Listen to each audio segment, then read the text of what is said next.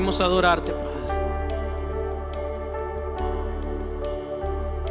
Un grande abismo entre nosotros, cuán alto monte falla escalar. Con desespero volví al cielo y en la noche te hice llamar. Hay en lo oscuro tu amor profundo, cruzó la sombra y me alcanzó. Y es consumado y al fin escrito, mi esperanza está en Jesús.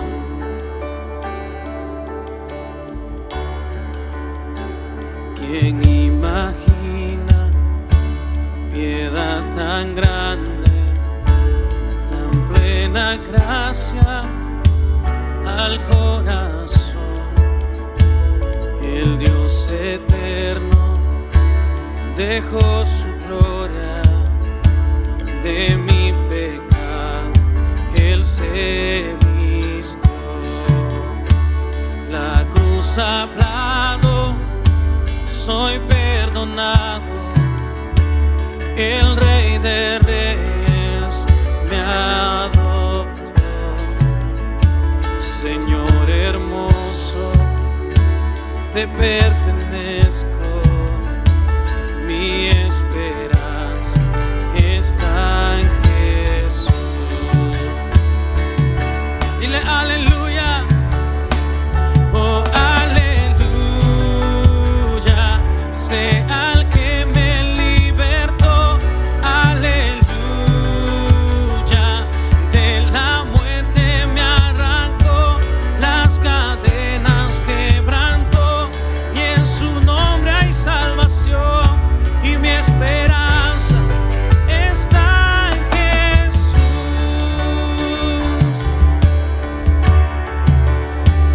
Y tus promesas fueron selladas cuando tu cuerpo resucitó. Desde el silencio, tu gran rugido quebró el poder de la muerte en mí. Y tus promesas fueron selladas, y cuando tu cuerpo resucitó, desde el silencio y tu gran rugido, y quebró el poder y de la muerte en mí.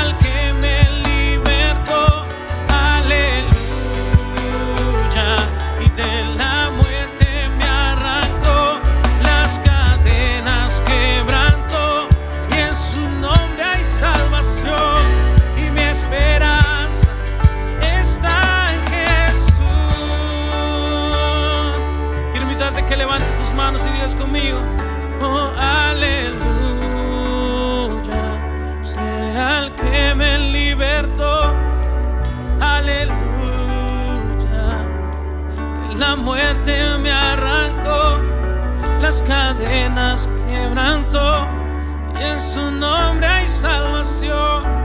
Mi esperanza está solo en ti, Señor. Dile una vez: mi esperanza, mi esperanza. Decláralo y dile: mi esperanza, y mi esperanza está en Jesús. Levanta tu mano y dile: mi esperanza. Decláralo ahí donde estás y dile: mi esperanza, mi esperanza está en ti, y mi esperanza está en ti, Jesús. Está en ti, Jesús.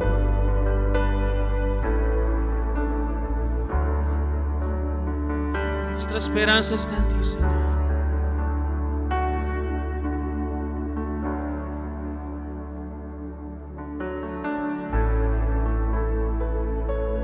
Oh.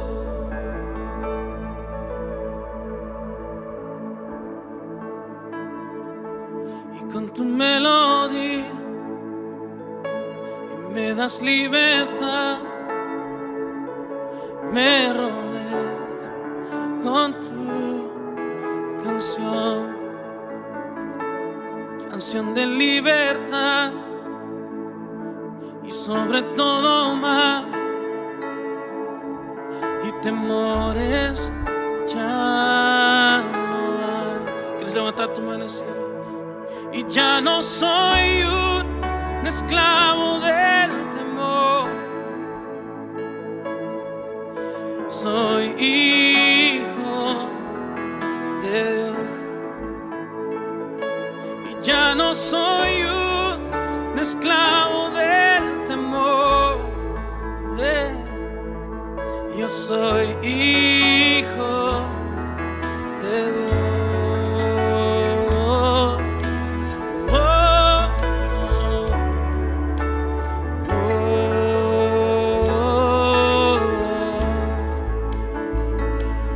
Antes de nacer, tu mano me apartó,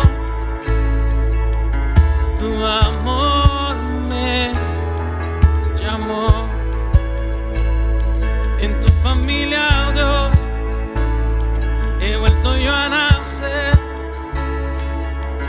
Tu sangre está en mí, y ya no soy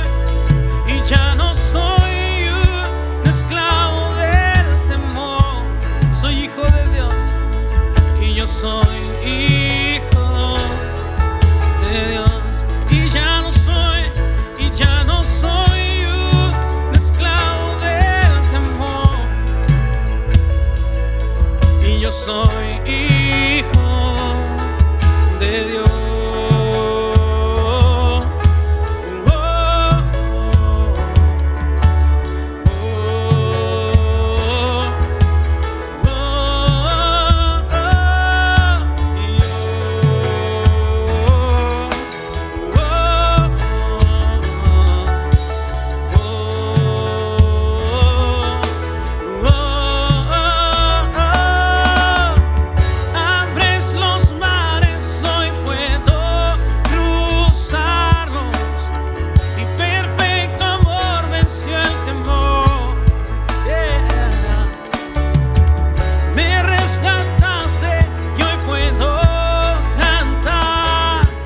Yo soy hijo de Dios. Abre los mares, abres los mares, hoy puedo cruzarlos, y perfecto amor venció el temor.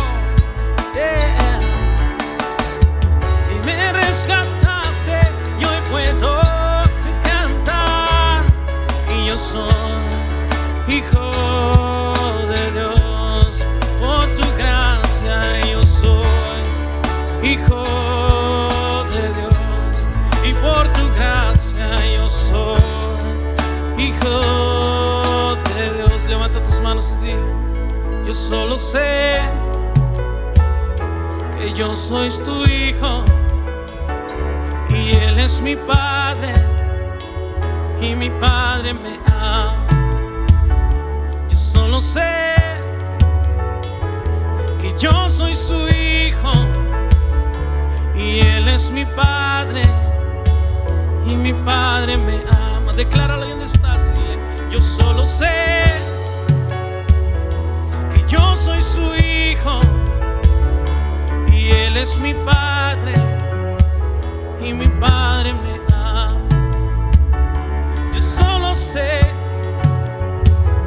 que yo soy su hijo y Él es mi Padre y mi Padre me ama. Yo quiero invitarte esta tarde, ahí donde tú estás, que cierres tus ojos un momento y que le digas: Señor, aquí estamos. Y que le digas: venimos y nos presentamos delante de ti, Señor, en adoración, para decirte, Padre Jesús, tú eres nuestro Padre y nosotros somos tus hijos. Venimos como hijos delante de ti, Señor, y te decimos esta tarde: yo solo sé que yo soy su hijo y Él es mi Padre y mi Padre me ama. Confiésalo donde estás y dile: yo solo sé que yo soy su hijo y Él es mi Padre y mi Padre me ama. Yo solo sé que yo soy su hijo y Él es mi Padre y mi Padre me ama. Toma un tiempo ahí donde estás en casa y levanta tus manos al Rey de Reyes y Señor de Señores.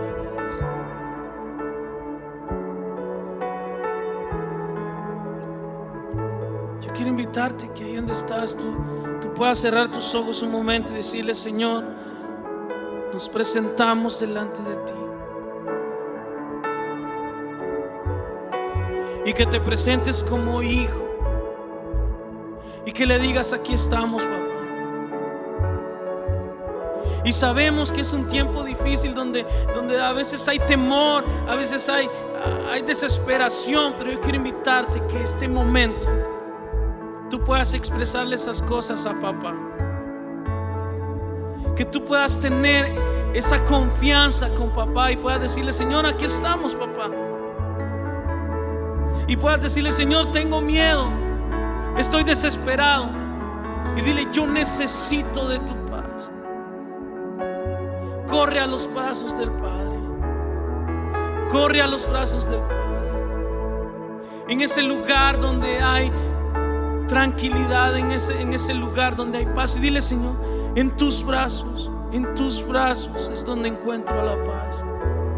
Y dile: y no voy a tener más temor, porque voy a poner mi confianza en ti. Y dile: y no voy a tener más desesperación. Y que puedas agarrar con tu familia de tus manos y decirle: Señor, aquí estamos y confiamos en ti. Porque yo entiendo que este es un tiempo de mucho temor, de ver las circunstancias, pero toma las manos de tu familia. Puedo sentir muy fuerte en este momento decir: toma las manos con toda tu familia y dile: Señor, aquí estamos y ponemos nuestra confianza en ti. Te invitamos a que te unas y ponemos nuestra confianza en ti. Y que puedas transmitir esa paz a tus vecinos, puedas transmitir esa paz al resto de familias. Si tienes familia en otros países, dile: te damos toda la gloria, Señor, y confiamos y tenemos paz en ti. Que Dios les bendiga y gracias por este tiempo. Bendice a todas las familias, Señor, que nos están viendo. Gracias, Padre, en el nombre de Jesús. Gracias.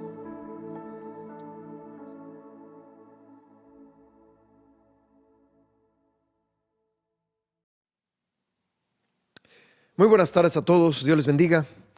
Estamos ahora en la semana número 6 de esta cuarentena y por supuesto les mandamos un saludo a cada uno de ustedes. Los extrañamos a todos y quisiera comenzar en esta hora orando al Señor. Si gusta cerrar sus ojos, si está en su sala, en su comedor.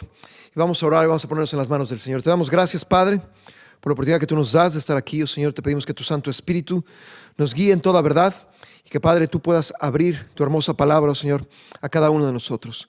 Y te alabamos y te bendecimos, oh Padre. Te pido por cada persona que nos ve, Señor, que nos oye desde sus hogares, Señor, que tu palabra pueda llegar, Señor, y que tu palabra, como dice, Señor, no regresa vacía. Señor, que traiga, Señor, el plan y el propósito por el cual tú quieres enviarla en esta hora, en el precioso nombre de Cristo Jesús. Amén. Quisiera comenzar el día de hoy retomando lo que vimos la semana pasada. Hemos estado regresando a Lucas capítulo 1, verso 17, y lo decía y lo vuelvo a repetir esta semana. Este verso es un verso clave, es una promesa del Señor que le dio a la iglesia hace casi 20 años. Este es un pasaje en el cual el Señor nos habló cuando comenzamos la iglesia, y realmente lo que el Señor ponía en ese entonces era la última parte de este verso para preparar al Señor un pueblo bien dispuesto. Y la semana pasada quise hablar de Lot y de Noé como ejemplos a seguir para la preparación. Decía yo que Lot era un personaje que nos hablaba de todas las advertencias que tú y yo tenemos que tomar, y Noé nos habla del modelo a seguir que tenemos que ser como líderes dentro de nuestro hogar. Que Lot y Noé fueron dos creyentes diferentes que afectaron sus familias de diferente manera, que fueron dos liderazgos y que tuvieron dos destinos muy distintos. El día de hoy quiero continuar con este mismo verso, por empezar en la primera parte, y le he denominado el espíritu y el poder de Elías, porque el Señor nos ha llamado en estos últimos tiempos a tener ese mismo espíritu y ese mismo poder que tuvo el profeta Elías en el Antiguo Testamento. La palabra del Señor dice claramente: e irá delante de él con el espíritu y el poder de Elías para hacer volver los corazones de los padres a los hijos y de los rebeldes a la prudencia de los justos. Otro pasaje lo dice de esta manera: llegará antes que el Mesías y tendrá el mismo poder y el mismo espíritu que antes tuvo el profeta Elías. Su mensaje hará que los padres se reconcilien con sus hijos y que los desobedientes comprendan su error y sigan el ejemplo de los que sí obedecen.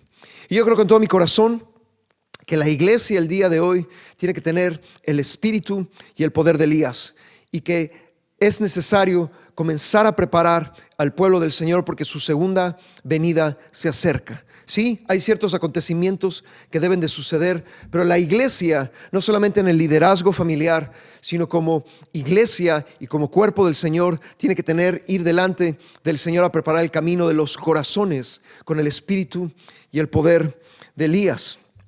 Realmente necesitamos entender, sí, desde un principio, quién fue Elías. En el Antiguo Testamento se nos dice la palabra del Señor en Primera Reyes 17, capítulo 17, ¿sí? Que aparece Elías, ¿sí? Y profetiza que no habrá lluvia durante 3 años y medio.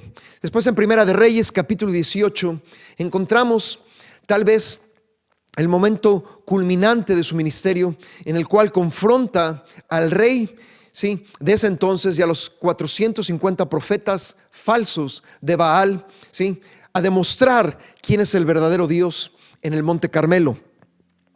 Mucha gente considera a Elías como el Martín Lutero del antiguo Israel, que desafió por sí solo a todo el sacerdocio de la religión del Estado.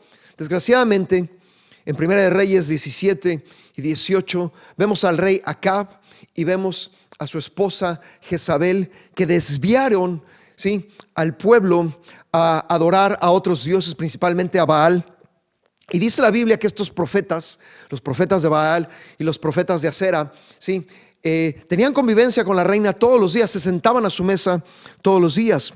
Y realmente el profeta Elías, ¿sí?, se levantó en medio de su generación, ¿sí?, para que el pueblo del Señor pudiera volver su corazón a él. Sí, esa prueba decisiva fue en el Monte Carmelo. Es interesante, pero en el Nuevo Testamento el profeta Elías es el profeta que más se nombra, ¿sí? Y sospecho también que Elías es muy popular porque Santiago capítulo 5, versos 17 y 18, dice que Elías era un hombre como nosotros, sujeto a pasiones, ¿sí? Pero dice la Biblia que la diferencia en la vida de Elías fue que oró fervientemente pidiendo que no lloviera y dejó de llover, ¿sí? Pero después volvió a orar y el cielo dio lluvia y la tierra produjo su fruto. Tenemos que entender que en este tiempo, ¿sí?, en el cual el pueblo de Dios se había desviado de sus caminos, ¿sí?, el Señor levanta a Elías como una voz en el desierto para que entonces el pueblo pueda regresar su corazón a Él. Y yo creo con todo mi corazón que en estos tiempos, que no solamente estamos en cuarentena, sino que ya está habiendo muchos problemas sociales, económicos, familiares, Dios está permitiendo esto para que nosotros volteemos nuestra mirada a Él. Quiero empezar explicando que eso yo creo que es el espíritu de Elías, volver nuestro corazón al Señor, volver a nuestro primer amor, como se le dijo a la iglesia de Éfeso en Apocalipsis capítulo 2. Muchas veces podemos estar haciendo las cosas correctas, podemos hablar las cosas correctas, sí, pero ¿cómo está la condición de nuestro corazón delante del Señor? Si nuestro corazón está frío o nuestro corazón está tibio, yo creo que es el momento de regresar al Señor. Siempre lo he dicho, un corazón tibio es la combinación, sí, de lo frío y de lo caliente. Hay áreas en nuestra vida a lo mejor que estamos muy cerca del Señor, hay otras áreas en las cuales estamos alejados. Yo creo que el Señor está llamando a que nuestro corazón entero esté delante del Señor y tengamos un corazón ardiente para Él. En primer lugar, necesitamos entender por qué el profeta Elías profetizó acerca de una sequía. Acuérdense que el pueblo de Israel dependía de la lluvia para sus cosechas, dependía de la lluvia para sus animales, dependía de la lluvia, por supuesto, para ellos mismos. Pero Deuteronomio capítulo 11 dice muy claramente que si Dios permitía la sequía era porque había algo en el pueblo de Israel.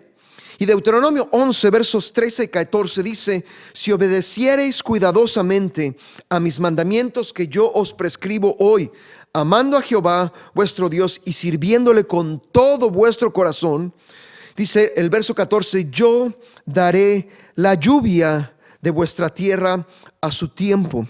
Deuteronomio 28, hablando de la desobediencia del pueblo de Israel, dice que si no oyeres la voz de Jehová para procurar cumplir todos sus mandamientos y sus estatutos, ¿sí?, entonces dice la Biblia que todas estas maldiciones vendrán y te alcanzarán. Y dice la Biblia en el verso 22, Jehová te herirá de tisis, de fiebre, de inflamación, de ardor y con sequía.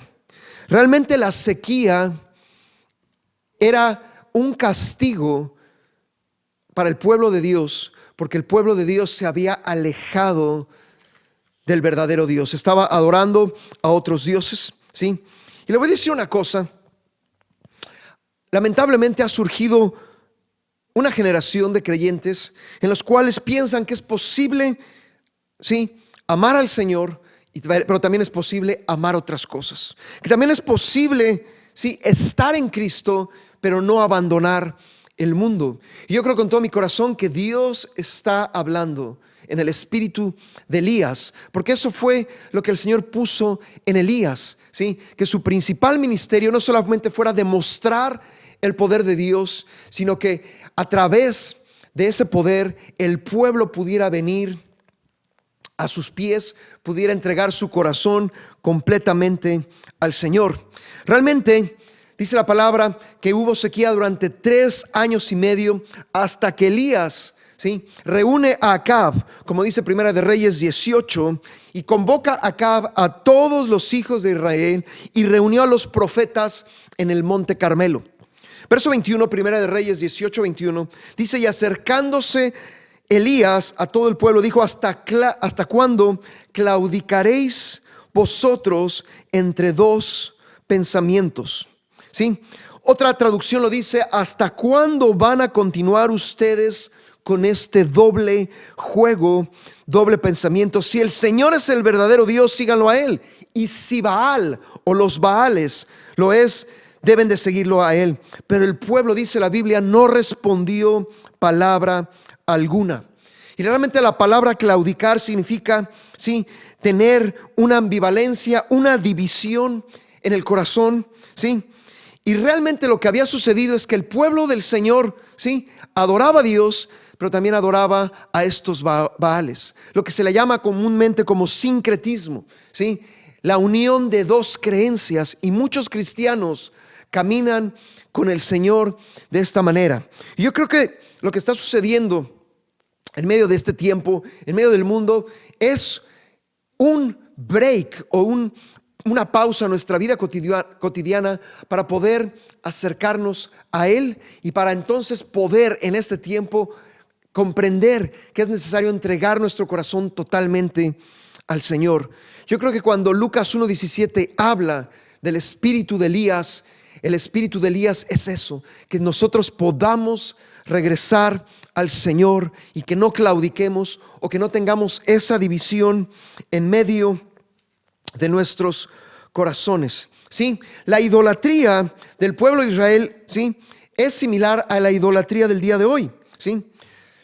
En pocas palabras, ¿qué es un ídolo? ¿Sí? Porque muchas veces creemos que un ídolo es una estatua, ¿sí? Es algo que tenemos ahí en la casa, pero un ídolo también puede estar en el corazón y es todo aquello que ponemos antes que Dios o como número uno en nuestros corazones. Podría ser un trabajo, podría ser una persona, podría ser actividades, ideas, ¿sí?, metas, incluso nosotros mismos.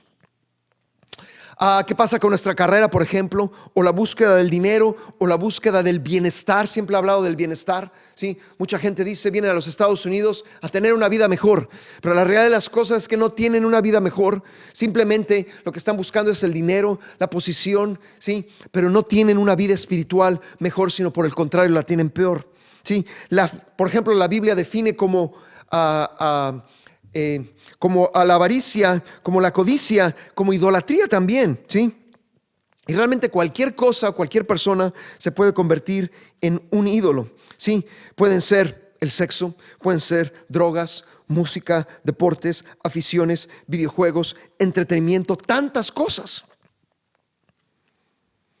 Realmente el pueblo de Israel en ese entonces había experimentado a Dios como el Dios de poder, el Dios que luchó contra Faraón, el Dios que separó el Mar Rojo, que condujo a los israelitas a través del desierto, que separó el Jordán, que los llevó a la tierra, ¿sí?, derribando los muros de Jericó, ¿sí? Pero desgraciadamente, entrando a la tierra prometida, se convencieron fácilmente de que si bien Dios era el Dios del desierto y de las batallas y del poder, Baal era el que se encargaba de los aspectos cotidianos o mundanos de la vida. ¿Sí? Los israelitas nunca abandonaron la adoración del Señor, simplemente agregaron la adoración a Baal. Y es, como lo he dicho, es un sincretismo, ¿sí? Es una combinación de dos creencias. Y hay tanta gente, ¿sí?, que cree en el Señor, pero que también cree en otros dioses, en otras cosas. Y yo creo con todo mi corazón que este es el tiempo que podamos regresar con todo nuestro corazón. Deuteronomio capítulo 6. Verso 4 lo dice claramente: oye Israel, Jehová nuestro Dios, Jehová uno es.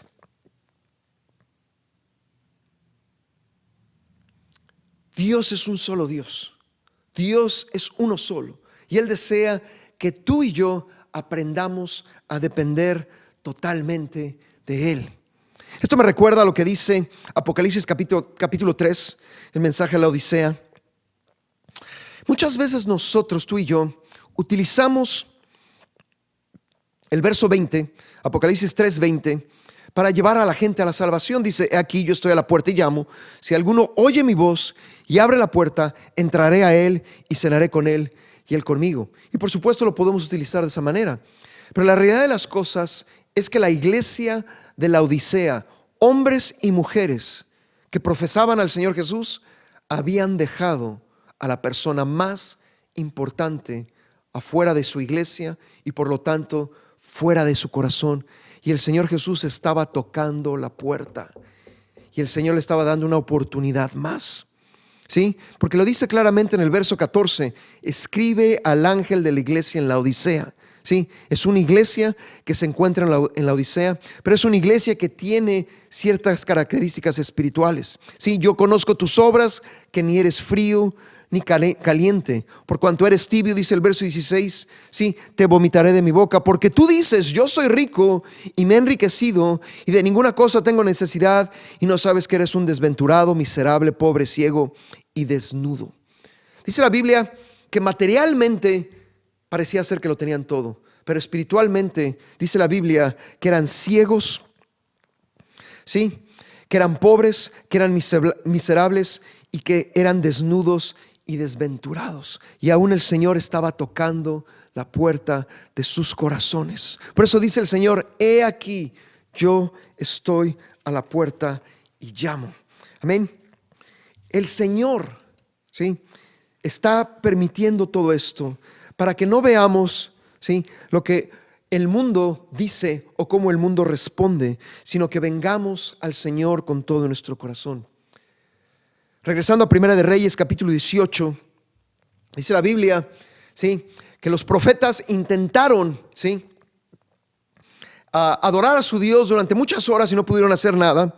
Pero cuando llegó la hora de ofrecer el holocausto, en el verso 36, Elías le dijo al Señor: Jehová, Dios de Abraham, de Isaac y de Israel, sea hoy manifiesto que tú eres Dios en Israel y que yo soy tu siervo y que por mandato tuyo he hecho todas estas cosas. Respóndeme, Jehová, respóndeme, para que conozca este pueblo que tú, oh Jehová, eres el Dios y que tú vuelves o cambias de dirección a ti el corazón de ellos. Y dice el verso 38, aquí vemos el poder que Dios manifestó a través de Elías. Entonces cayó fuego de Jehová y consumió el holocausto. ¿Y cuál fue la respuesta del pueblo? Verso 39, se postraron y dijeron: Jehová es el Dios, Jehová es el Dios. Ya no hubo ambivalencia, ya no hubo un doble sentir, un doble pensamiento, como lo hubo versos anteriores, cuando vieron no solamente el espíritu, sino el poder manifestado en la vida de Elías, y cómo el Señor desde el cielo trajo fuego para consumir el holocausto. Dice la Biblia que entonces el pueblo regresó y regresó su corazón al Señor. Y yo creo, mis hermanos y mis hermanas, que es tiempo de que nosotros como iglesia seamos como Elías y demostremos no solamente el espíritu, sino el poder que hubo en Elías. No estoy diciendo que podamos ser llamados Elías pequeños. Somos hijos del Rey, y a través del Señor Jesús podemos recibir ese espíritu y podemos recibir ese poder, no para nosotros alzarnos, sino para que las personas puedan regresar nuevamente al Señor. Amén. Por último, quiero hablar de lo que Elías después habla al Señor acerca de un remanente. Y Romanos capítulo 11, versos del 1 al 5, lo explica de esta manera. Dice: digo pues, ¿ha desechado Dios a su pueblo? En ninguna manera, porque también yo soy israelita, de la descendencia de Abraham, de la tribu de Benjamín. Está hablando el apóstol Pablo. ¿No ha desechado Dios a su pueblo, al cual desde antes conoció? Amén. ¿O no sabéis que dice de Elías la escritura, como invoca a Dios contra Israel, diciendo: Señor, a tus profetas han dado muerte y tus altares han derribado, y solo yo he quedado y procuran matarme? Ustedes saben que después de esa gran victoria en el monte Carmelo, ¿sí?, Jezabel amenaza a Elías y Elías sale huyendo. Y después de esa gran victoria, ¿sí?, viene en un valle, ¿sí?, en el cual tiene que pasar Elías. Pero dice la palabra del Señor que Elías creía que era el único que había quedado. Pero dice la Biblia que no. ¿Cuál fue la respuesta divina? Dice: me he reservado 7,000 hombres que no han doblado la rodilla delante de Baal. Así también aún en este tiempo ha quedado un remanente escogido por gracia. Siempre Dios va a tener un remanente que no se ha inclinado a otros dioses, que no ha seguido a otros dioses, ¿sí?, que no ha desviado su mirada del Dios vivo y verdadero que es nuestro Dios. Y Dios está buscando también un pueblo, ¿sí?, que no se incline a otros dioses, sino un pueblo que pueda seguir al Señor con todo su corazón. Acuérdense que los dos mandamientos principales es amar, ¿sí?, Y el primer mandamiento dice amar al Señor tu Dios con todo tu corazón, con toda tu alma, con toda tu mente, con todas tus fuerzas. De ahí se desprende el segundo mandamiento, que es amar a nuestro prójimo como a nosotros mismos. Realmente, si nosotros vemos ese orden, primeramente está Dios, en segundo lugar está nuestro prójimo y en tercero estamos nosotros. Usualmente antes de venir al Señor las cosas están totalmente al revés, pero cuando venimos al Señor debemos de aprender a amarlo con todo nuestro corazón. Quiero concluir diciendo esto. Durante 6 semanas, las cosas han cambiado radicalmente.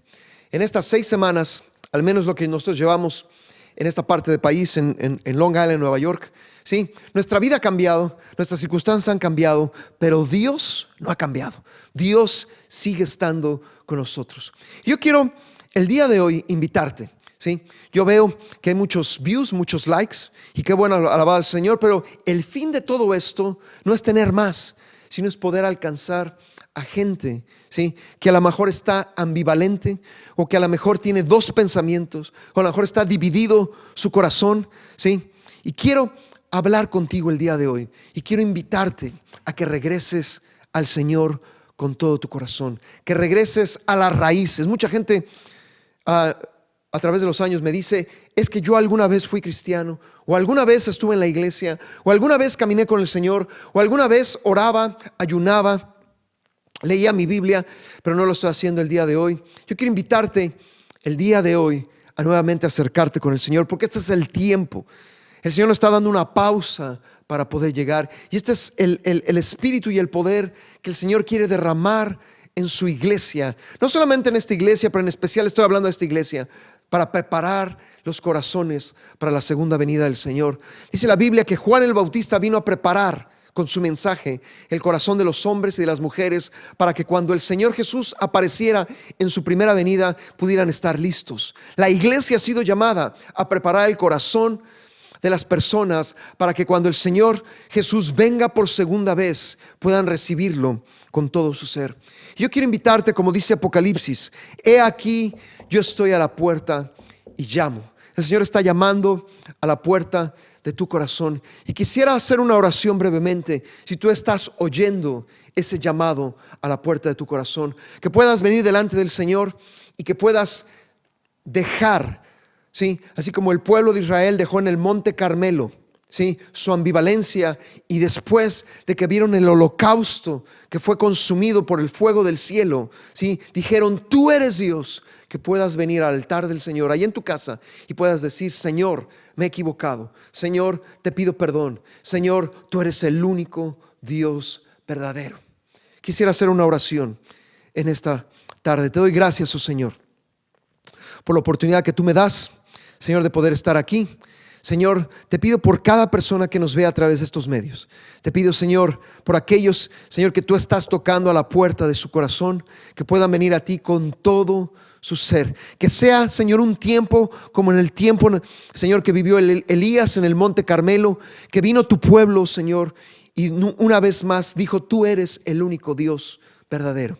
Te pido, Señor, que el poder y el espíritu de Elías se pueda manifestar a través de la iglesia, y que los corazones ambivalentes, que los corazones divididos puedan nuevamente volver a ti con todo su corazón. Te pido todo esto en el precioso nombre de Cristo Jesús. Amén. Números capítulo 6,